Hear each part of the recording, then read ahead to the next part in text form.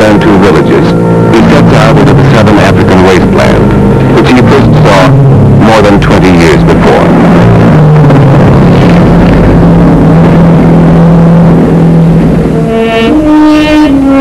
The Kalahari he knew supported hardy species of wildlife and a unique people.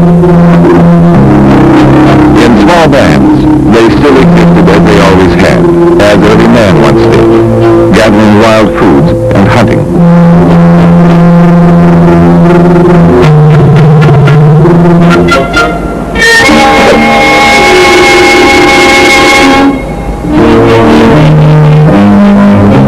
They called themselves Yusi, the people.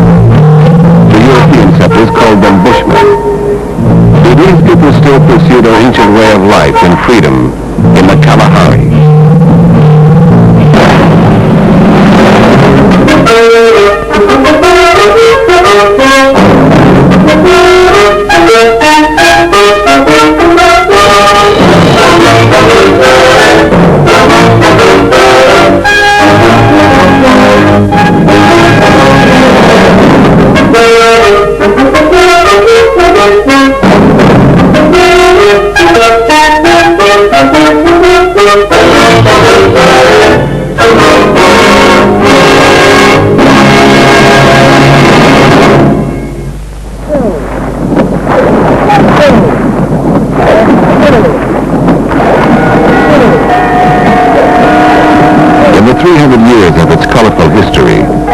University, the oldest in America, has become a symbol of man's search to understand the world and himself.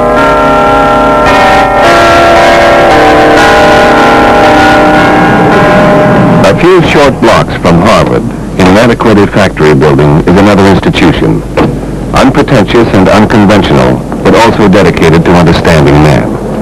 The Center for Documentary Educational Resources.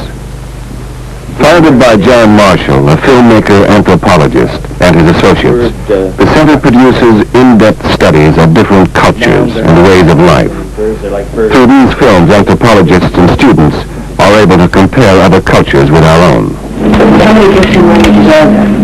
Oh, no one knows. There are 6, 7, I don't know. His most important study is of the Kalahari Bushmen, 500,000 feet of film, dating back more than 20 years.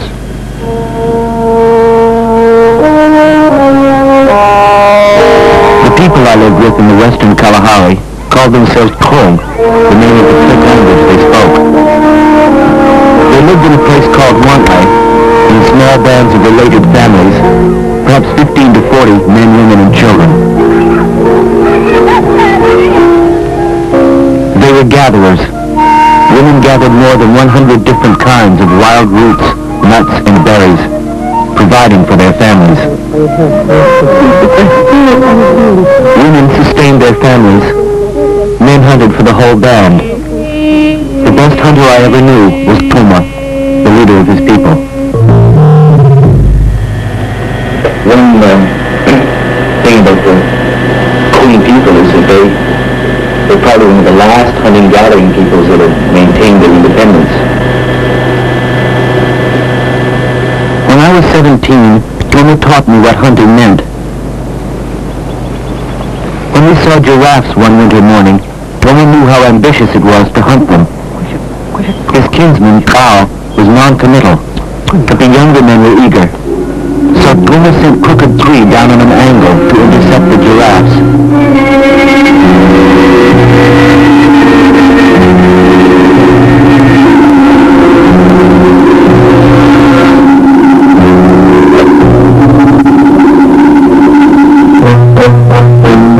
These arrows struck the last giraffe, a female, in the thigh. The older men knew they would be tracking such a strong creature for days, but 3 raced vainly after the giraffe.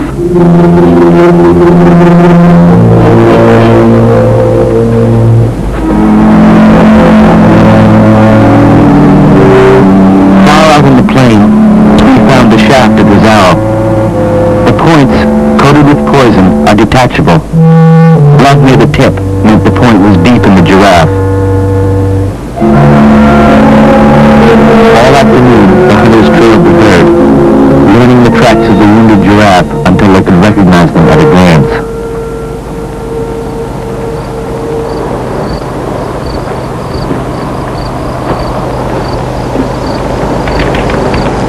The hunters sat near their fires, ready for the night.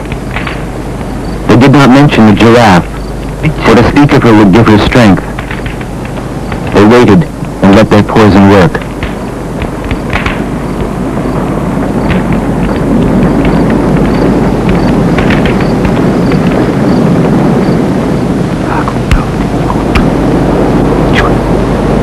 In the morning, the men found where the giraffes had rested during the night.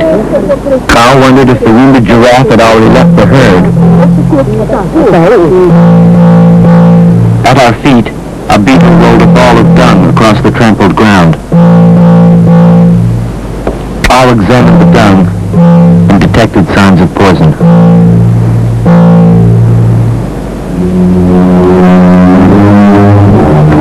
As the winter sun rose, the men could discover no pattern of movement among the giraffes. Their tracks were mingled and confused. 3 had left the herd. Tony thought the wounded one was with them. And he was right. The wounded giraffe left her companions and ran alone, bunched with pain. The hunters knew the poison was in her brain, the infection mortal.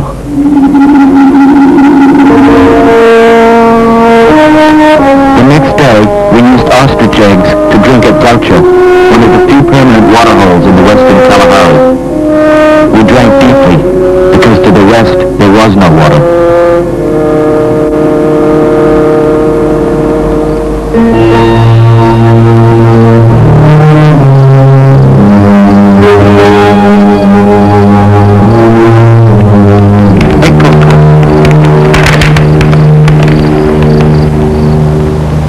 The young men expected to find the giraffe lying dead in the morning, but Puma knew her strength, and by now he knew her mind. She had been circling, and Puma guessed we could intercept her.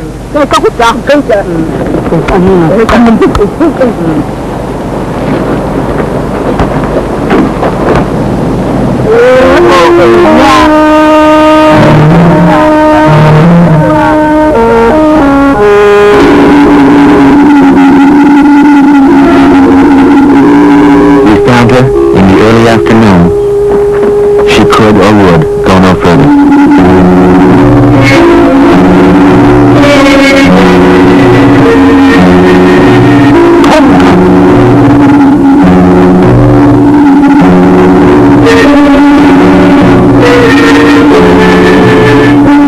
Their first attempt failed.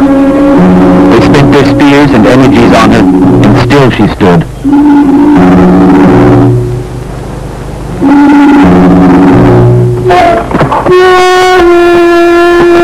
Now, if the hunters were tired, it made no difference. She was already dead.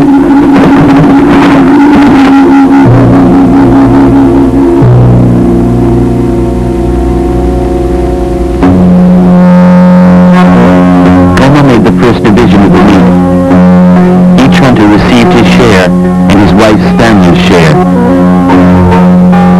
And while we shared the liver, the hunter's portion, I realized that beyond satisfying hunger, hunting confirmed kinship ties. The kill was distributed among all the people, drawing them together. Those who came to carry the meat home each received a share for their families. Kin gave to kin until everyone living together, some 40 people, were cooking and eating the giraffe.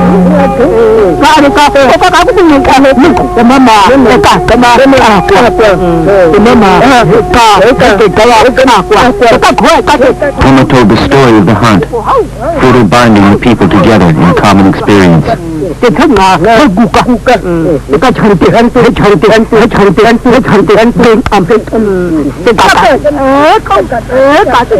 been 15 years since John Marshall has seen the people whose way of life he shared, and Toma, who gave him his Bushman name. He too is Toma. Now for the National Geographic Society, he will return to the Kalahari.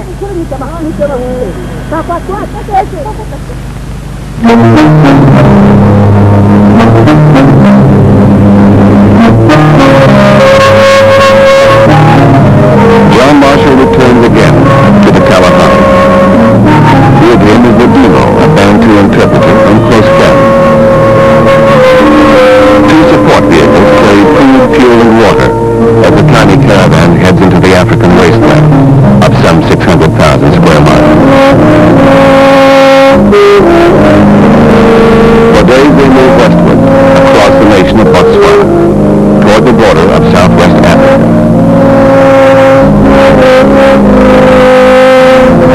Once men and animals moved freely across an unmarked boundary. Now, stretched between the free black nation of Botswana and southwest Africa, is a 10-foot high fence put up by the Southwest African Administration. Just over the fence is a government reservation set aside for Kung people. Here, John Marshall cannot enter.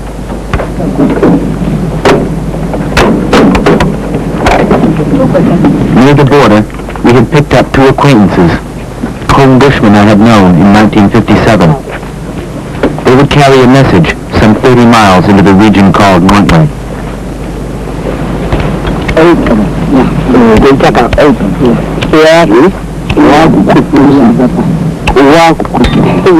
I said, talk to no one until you see Tuma and tell him I'm here.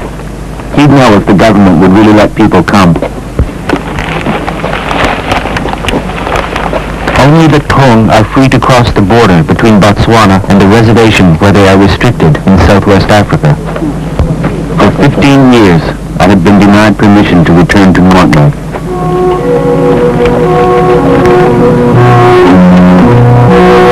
It was 1951 when he first came to Nainai at the age of 17 with his family.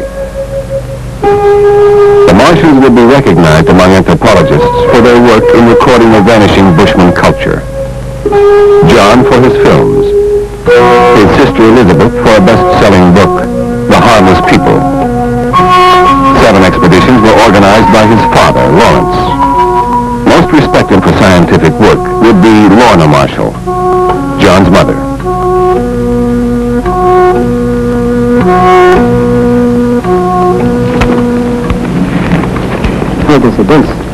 John Marshall and his party make camp a quarter of a mile from the fence. Is he living? Yes, this city is alive. He's still living. The city is at Chumpu. Yeah, Chumpu.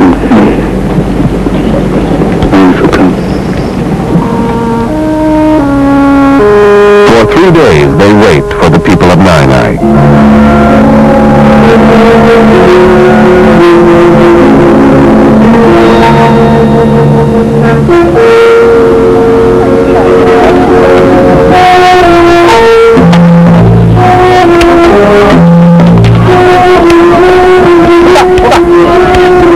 John Marshall had hoped that perhaps a few would make the long trek.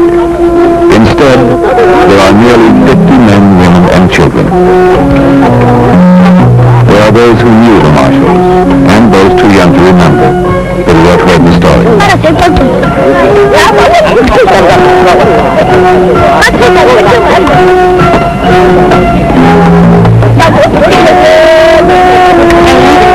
They have come 30 miles through the Kalahari to see a friend. Leading the people as he has for nearly 2 decades, as he once led the hunters, is a man named Tuma.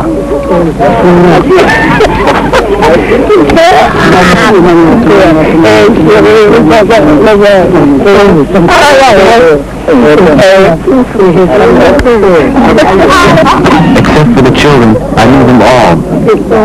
Tuma, who had given me his name. Gal, the musician. People who had grown so.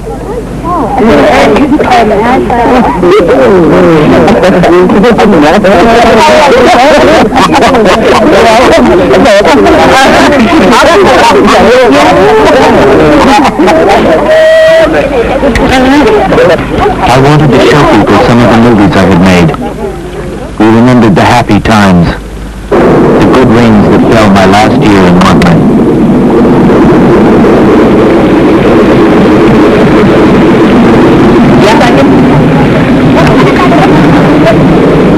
To people who live on wild foods, the rainy season, from October to early March, is the time when life starts again. It's the happiest time of all.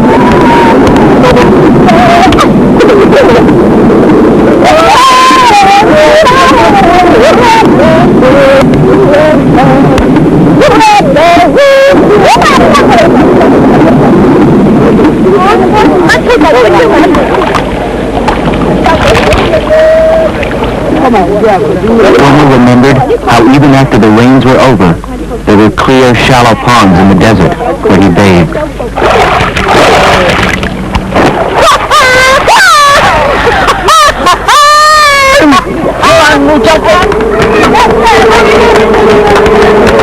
Somehow, the Toma always see humor in life, like the day the women and children went berry picking and stirred up a nest of hornets.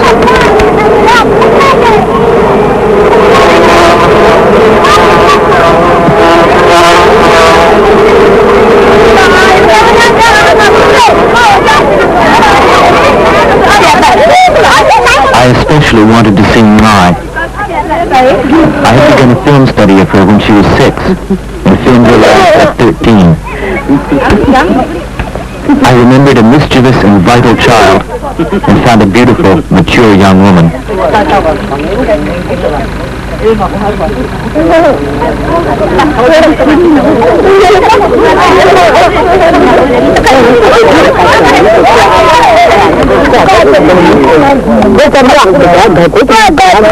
People could stay only 4 days. We discussed not the past, but the new problems of life on the reservation.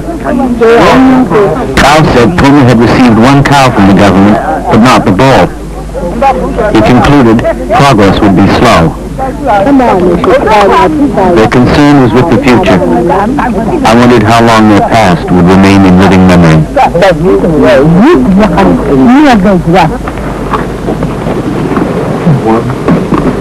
Before he returned to the reservation at Montley, Toma and I visited the small, strange hills of Tsodillo, which Toma had never seen. There, in painting, are images reaching back through centuries. The hands of the people. And again. Here he says such handprints are signatures or magic signs.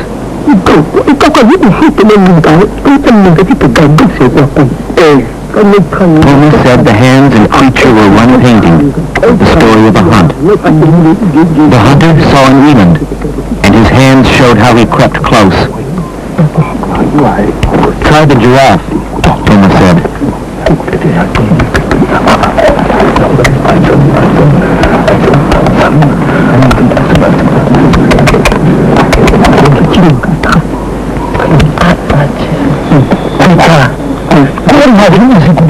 Toma told me that they painted the giraffe, showing how to stalk it, just like we did in Montley when I was a boy. And he said they were Jussi, the people, and they lived out there long, long ago.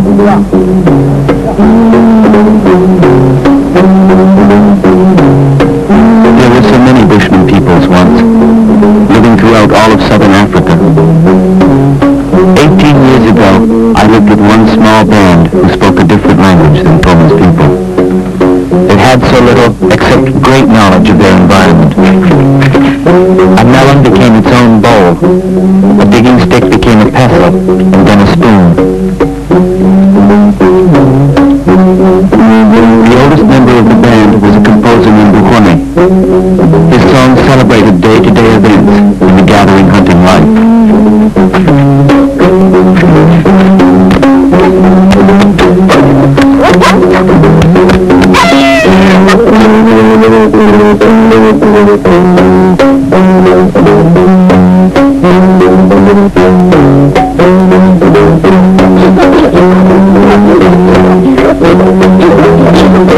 Buhone's culture was intangible. Knowledge, traditions, values. His compositions were its living record, easily swept away.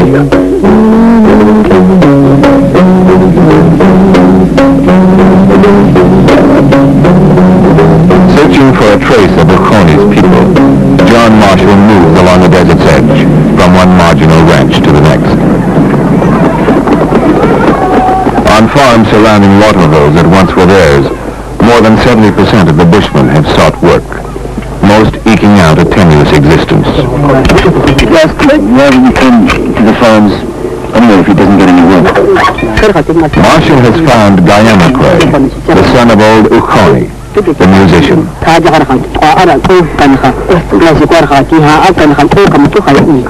He told me, I left the desert long ago because of thirst.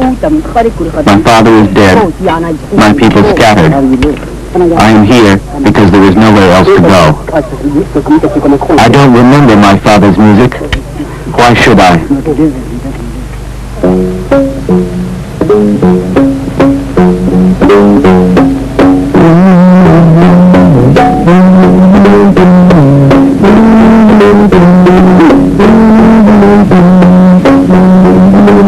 Though Guyana Quay's people are gone, Marshall has learned that other bushmen are still living in the very heart of the Kalahari. After 120 miles, he reaches the place called Khade, where the Botswana government has sunk a well, and where he has heard that people he once knew are raising livestock.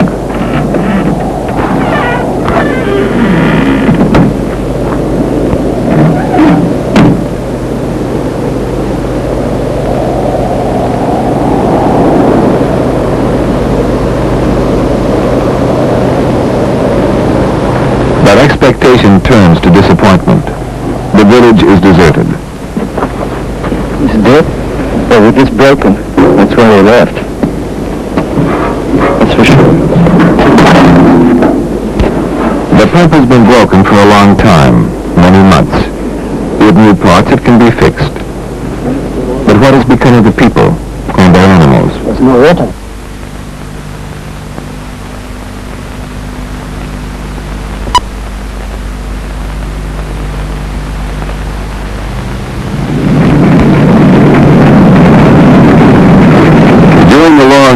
Dry season, flames sweeping across the Kalahari may be a sign of life. The tinder dry brush is often ignited by the fires of villagers.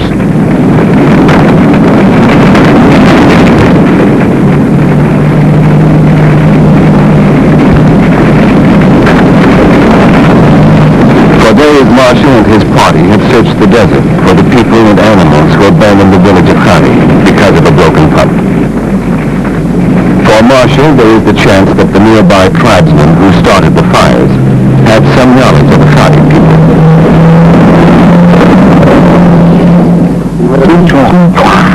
This place is We found a tiny Bantu village, which was called Gwichwaha, which means one elephant. Ask him if he knows of any people that live further out into this. One man had heard of a group of people far out in the desert who were moving north.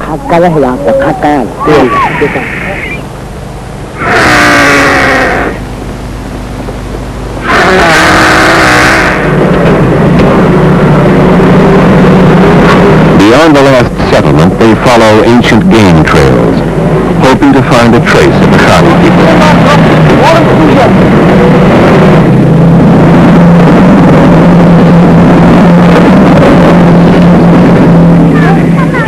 Late on a September afternoon, they find the people they have searched for, the people of Khade.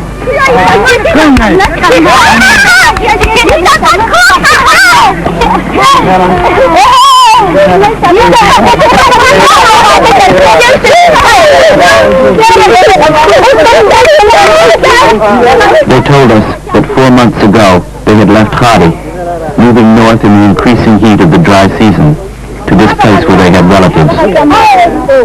Since they had left home, they had had no water, except for what they could get from roots and melons.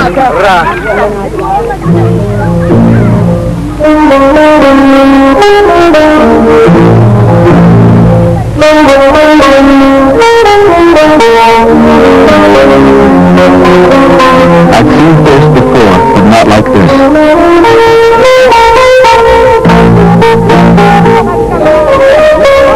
They distributed what water we could give them with manners and patience.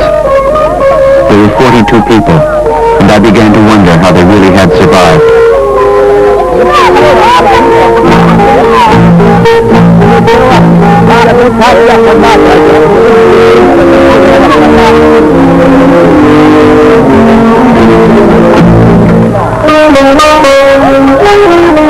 Their problem was complicated.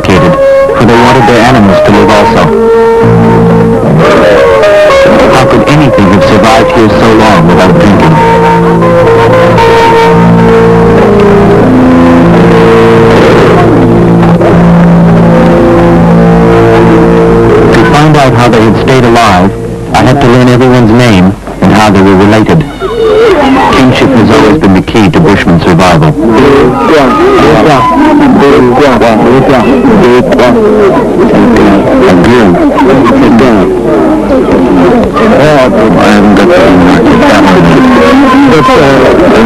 After learning people's names, you learn how households are related through marriage. It's pure The Hardy people were related through marriage to people living nearby, relatives bound by kinship to help them. These houses have been made because the rains may be coming. The rains were late. People said they might not come at all, and they told me that all the melons had been picked. Did the people have melons stored at that village? Without melons of their own, they depended on their relatives, who had few to give.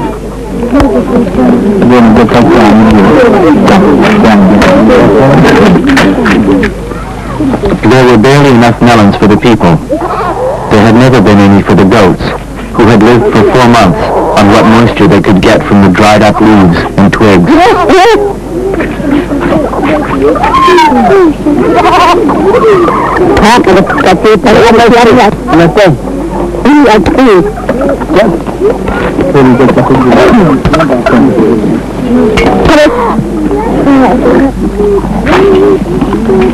There were melons for one animal, a horse named Vadia. Although she was owned by one man, Maipiro, everyone watered her. On his horse, Maipiro hunted for all the people.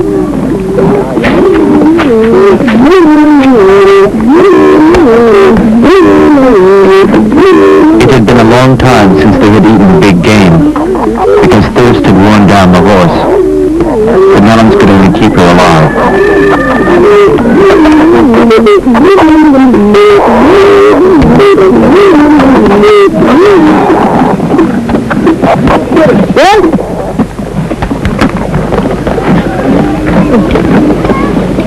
Gifts of melons could never have kept the people alive.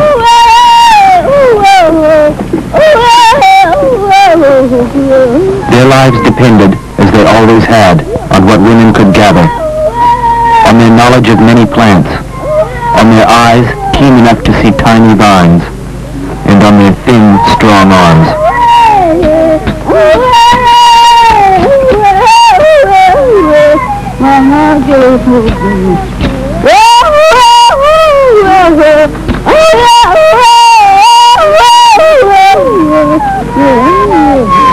For 99% of human history, all people were gatherers and hunters, living in small, flexible bands, depending on a vast and intimate knowledge of their environment.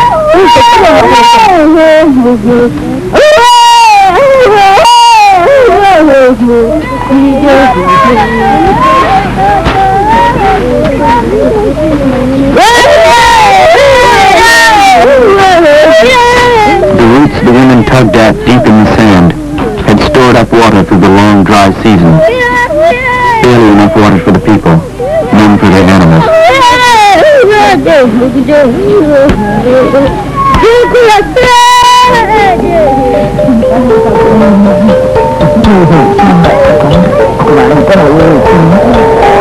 In the heat of midday, animals and people clung to the fragile shade of the tree branches.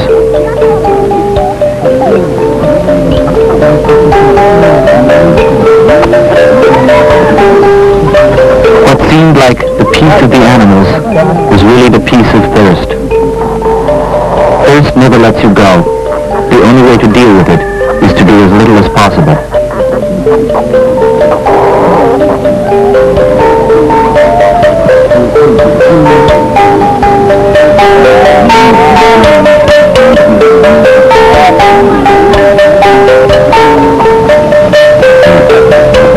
Even the children had learned to accept the idea of death, for it is never far away.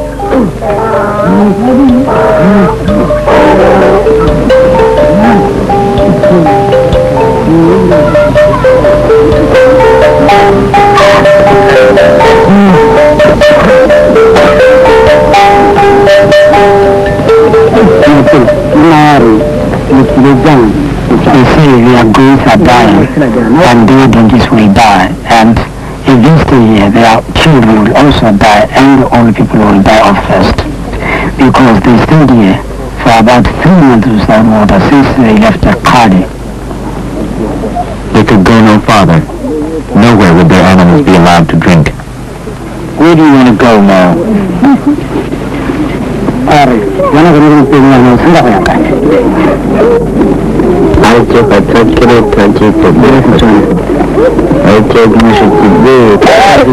Back to Kadi. They say they want to go to their forefathers' places where their fathers died and were buried. Then they want to live in that places. It's their own places. Kadi.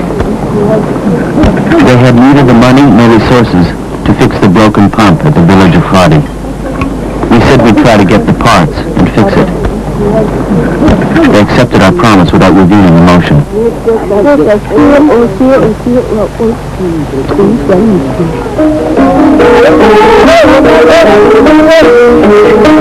Self-control is critical in an intimate society where everyone is equal. So is participation in the expressive and spiritual life of the community.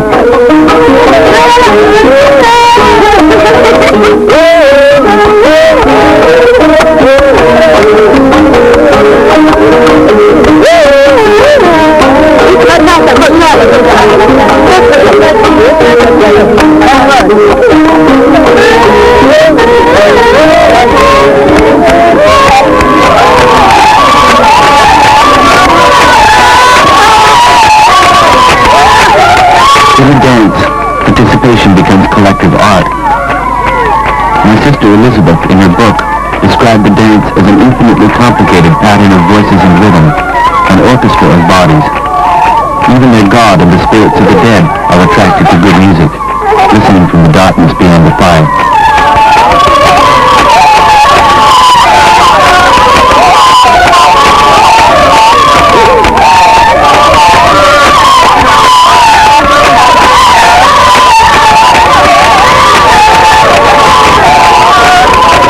Underlying the gaiety, there is deep magic. For the dance is the way the people protect themselves from the dark forces within themselves and their land, from the evil of dissension, from thirst and starvation, from disease and death.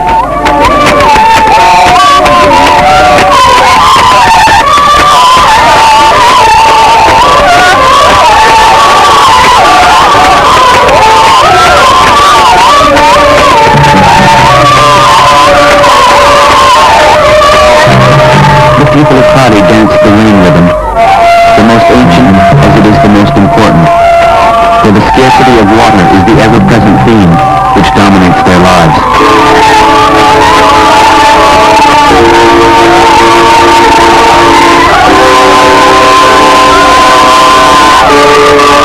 It was the lack of water which drove them from their home, and it was the promise of water once again which gave them the hope of returning.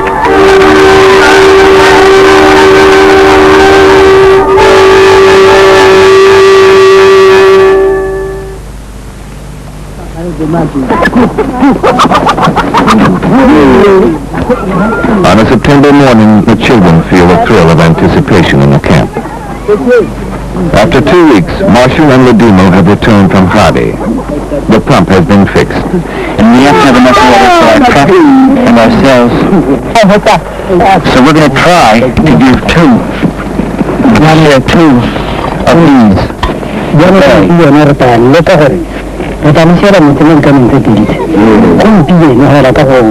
If they stay waiting for the doubtful rains, donkeys and goats will continue to die, and people will be in danger.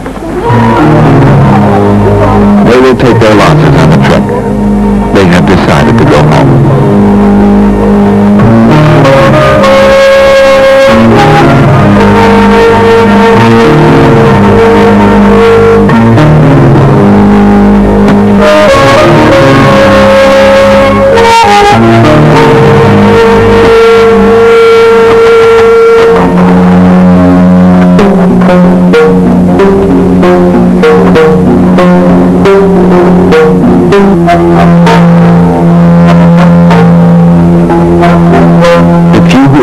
donkeys rode, but most had to walk 120 miles through sand and thorns.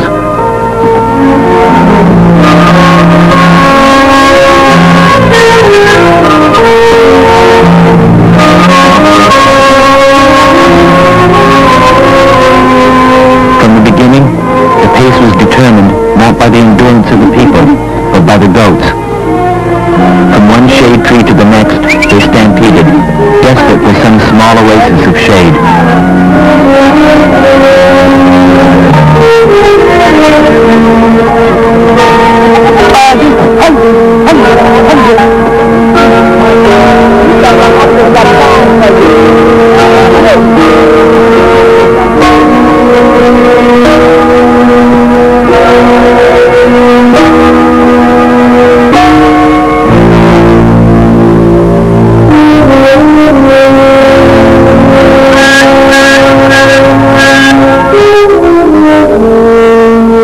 By midday, the heat had reached 120 degrees, and the animals and the people could go no farther.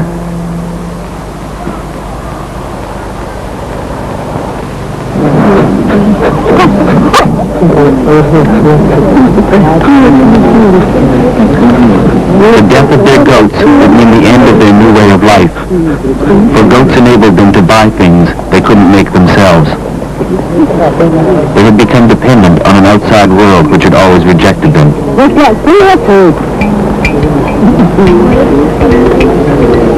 Bushmen had been despised, slaughtered like animals, their lands and waters taken over by Bantu and white alike.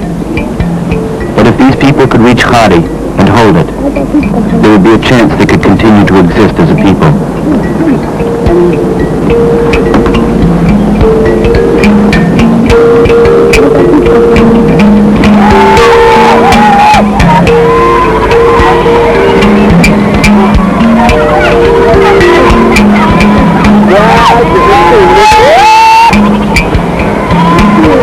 As they moved ahead, everyone gathered roots along the way. And as the days passed and they got closer to home, they moved through country where the wild foods had not been gathered and where the game was plentiful.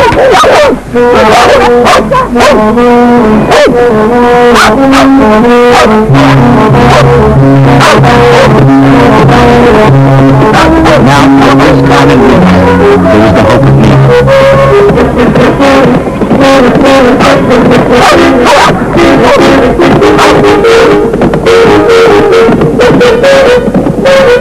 For me, my Pyrenees horse symbolized the great contrast between an existence they had always known and an emerging way of life.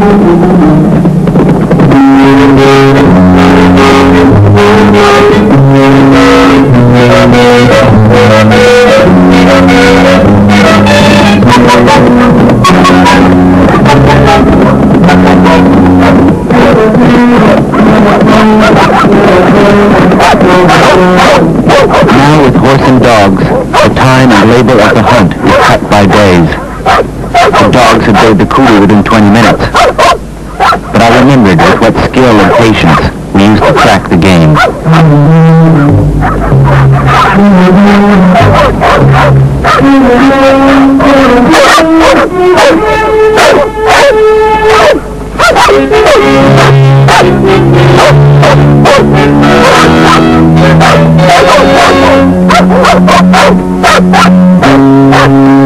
Killing so efficiently seemed to rob hunting of its symbolic quality, making it a simple act of subsistence, instead of a larger act of kinship, binding the people together.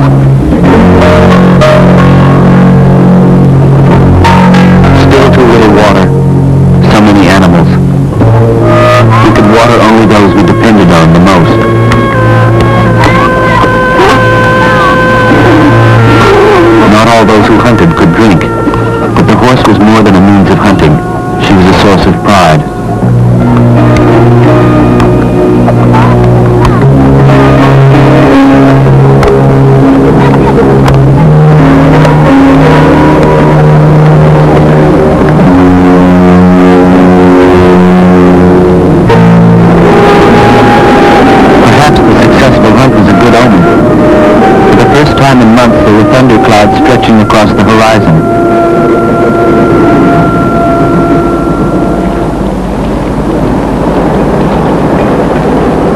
The day dawned chill and misty. The people felt confident. They knew that up ahead, rain had fallen. The long, brutal dry spell was broken.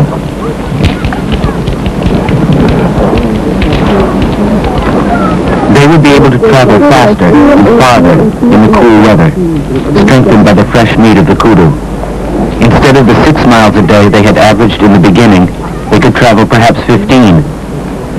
They were almost home.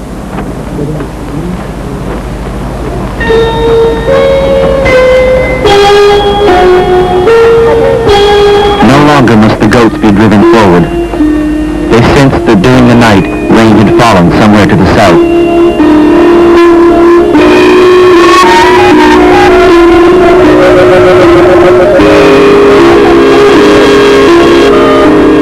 The water they finally found, near the place where they began, came too late for many of their animals. More than a fourth of their goats had died.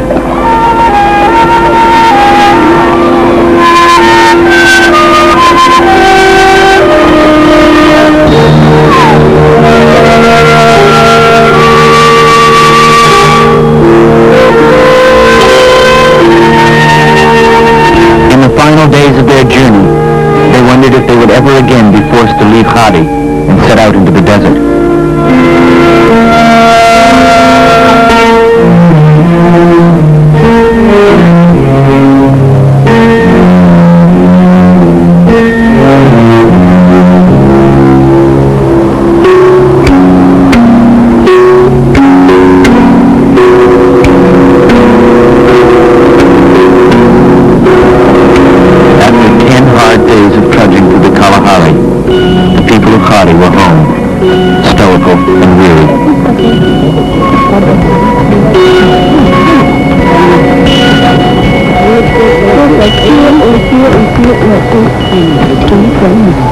Later, there would be time to go to their huts, to unpack and rest.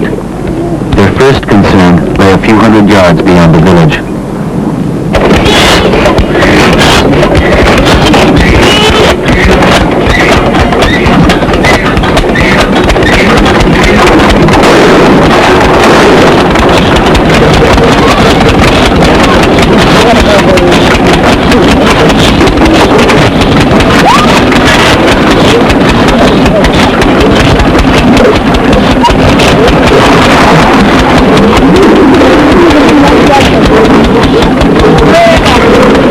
Nowhere left to themselves and their flocks but the central Kalahari, where the water was deep beneath the sand.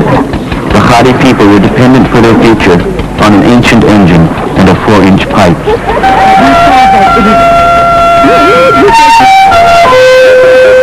It seemed to me that now their real struggle was beginning. To hold their land, to keep the pump, to take their place in the larger economy of their country. They could give up and be scattered like so many before them. Or they could be together as a people and keep the values that had always sustained them.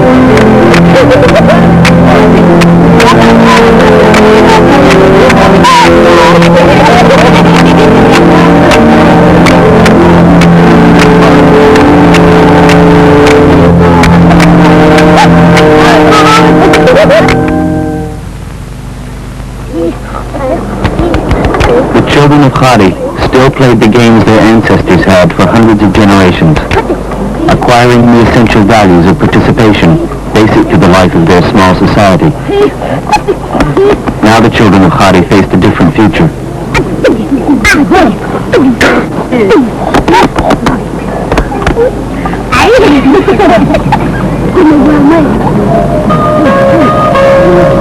In 15 years, so much had changed. The future of many of the peoples I had known was no longer in their own hands. Others were scattered, losing the knowledge of the desert they needed to lead independent lives. And the Kalahari, too, was changing.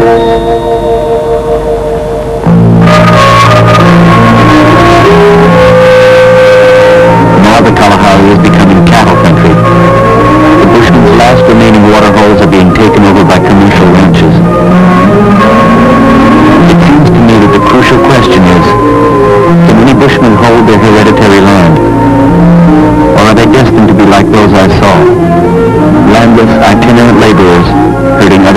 channel.